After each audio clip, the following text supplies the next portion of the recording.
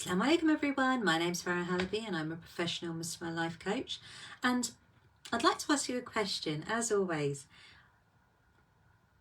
As a professional Muslim woman, you are in your working field, in your home life, in your community, in the various different pockets of your world, in the ways in which you show up in those different pockets in your world.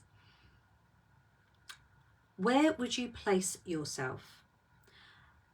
And by that I mean, in the home, where do you come on the hierarchy of on the league table? Where do you come? At work, in your business, or if in whatever you do in a professional capacity, where do you see yourself in terms of your needs, in terms of your wants, in terms of your how you'd like things to go? Where would you put yourself in your community? Where would you put or place your needs, your desires, your goals, your dreams, yourself? Do you put yourself first? Or do you always put yourself last? Are you busy running around looking after everyone else, making sure everyone else is all right, really focused on what they need, really aware of what's going on in their lives, and brainstorming and strategizing and making sure that everything is a-okay in their life? Do you feel that you can't justify spending time or money on yourself, even though you'd like to, but you have no problems spending time, money, efforts, energy on the people around you? Do you prioritize yourself? Do you have a problem, or do you find it difficult to put yourself first? Do you second guess every decision that you make? Do you think and think and think and think and think and try not to think and overthink and do a lot of thinking about the decisions that you make that have a direct impact on you, but when it comes to making decisions or finding a workable pathway for your kids, for your family, for your husband, for your colleagues, for your community, that it's a no-brainer to help others, to benefit others, to guide others, is a bit of a no-brainer? Or you find it easier? You find it easy to do? You find it clearer? You find it fulfilling? You find it doesn't involve much thought. It's more the doing. But when it comes to yourself, the very few times that you actually do think about yourself, do you put yourself first? And if the answer is no, or you might not have thought about it, so I'll ask you now, ponder on it. Ponder on whether you do put yourself first, and if you don't, why not? And if you're not putting yourself first, where are you putting yourself? Do you even make it on your top 10 list of priorities, of people, of things that are important, of things that you think about, of ways in which you want to be? Do you even make your list? If you're not putting yourself first, where do you come on your list? Do you put yourself last? And if you want to change that around, then I know someone that can help you. Because for a lot of the ladies that I work with, they see how in their social, familial, professional settings, they struggle with being seen, being heard, being appreciated, being validated, and they seek that. And we're human beings, aren't we? We we want that connection with other human beings. We want to be recognized, we want to be seen, we want to interact, we want to relate, we want to we just want to be around other people. And when we seek our meaning, our worth in others, even if we don't conscientiously do that, if you have ever felt that you're no one's priority, that no one puts you first, that no one considers your feelings above anyone else's, that no one prioritizes you, and that upsets or hurts you, and that is a real problem for you, like you see it really clearly, you hurt really deeply, you begin to wonder, is there anything, why don't they put you first? Why don't they consider you? Why don't they care? I'll ask you, are you your priority? Are you your someone special?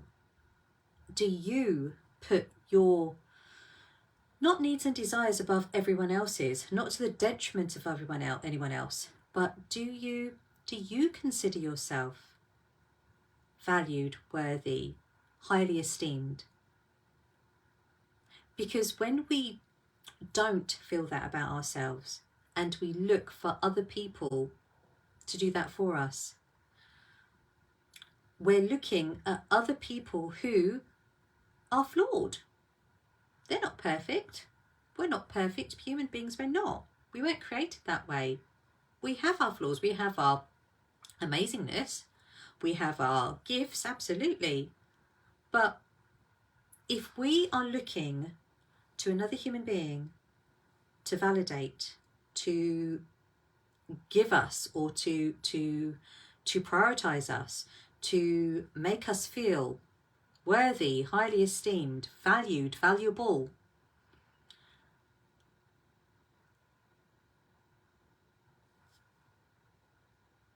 we're looking in the wrong place, because they didn't create us. We are already valued, the most valuable, the most worthy, loved, acknowledged, seen, heard by the one who created us.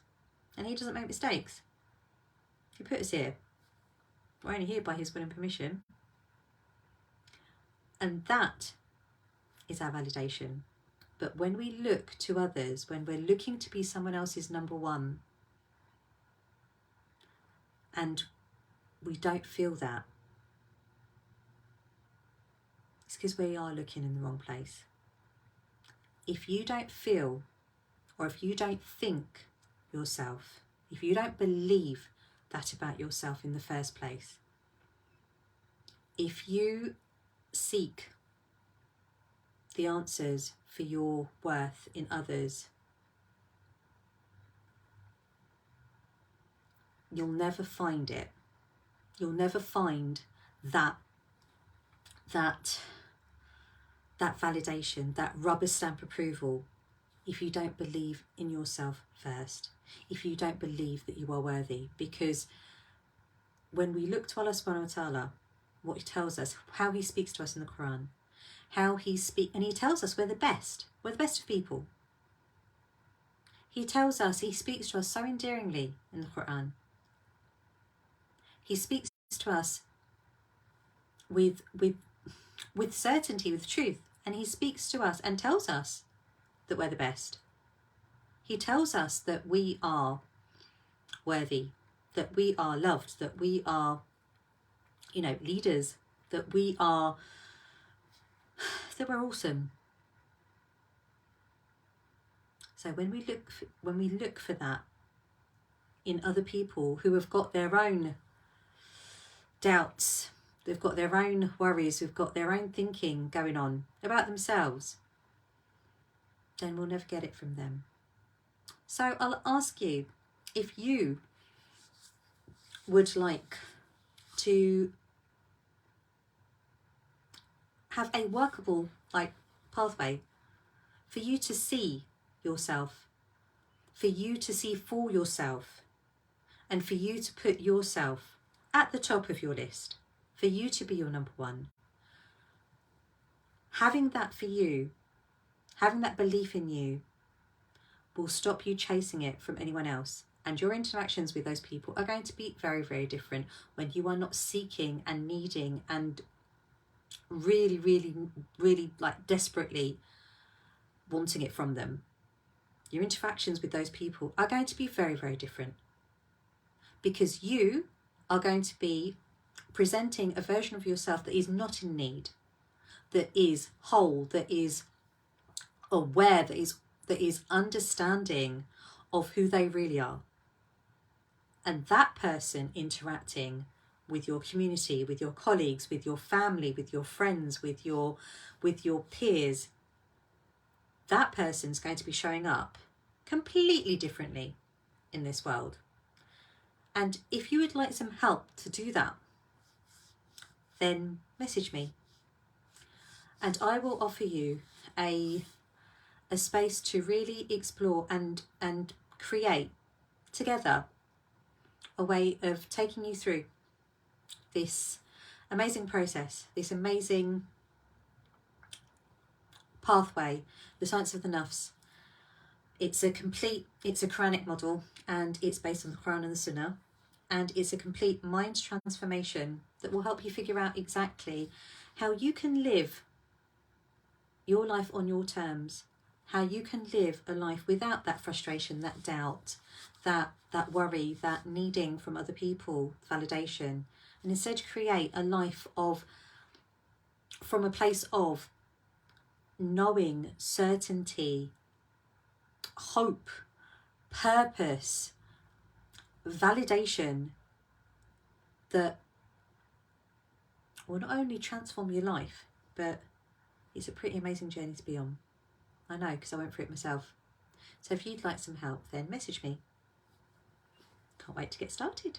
I look forward to hearing from you very soon. You can email me, connect@farahalibu.com, or you can message me, DM me, whichever way you're watching this. But as always, I pray that you're safe, well, happy and healthy. And inshallah, I shall be on very, very soon for another little convo. But for now, take care. Assalamu alaikum.